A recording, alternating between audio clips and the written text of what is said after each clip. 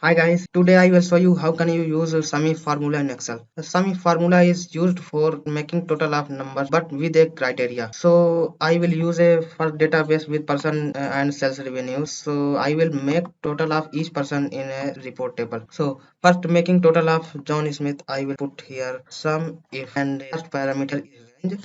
Then select range where it will criteria work. So I will select A to A44. Lock this range and I will choose criteria. I will choose John Smith cell and now we'll have to select some range where are values. Then I will select B2 to B44. Now this is making a total of John Smith. By this way drag down the formula and this will make the each person total revenue. So this is the first example and now let's go second example. I have made a one database with date and sales revenues. So I will make some if example with a date. So I want to calculate total revenue from a date till last date of database. So for example I want to calculate from 16 March to today total sales revenue. Then press equal sum if and select the range of date and select the criteria. So you want to calculate from a date, then write equal or greater or equal to, then select date and select some range.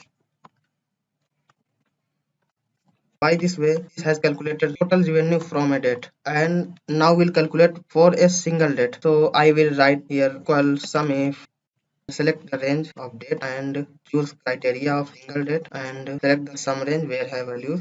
Now this is making total. Now let's see third example of sum if. I have made the random numbers from 1 to 5 and I want to calculate total of each number here. So first I will write here equal sum if and select the range where have numbers and comma and select the criteria set and bracket close, press enter. So this is calculating total value of each number without a sum range third parameter because they don't need third parameter because the criteria is same as the criteria range. Now I will calculate for rest, lock the range and drag down the formula. So by this way you can calculate each number total. Thank you.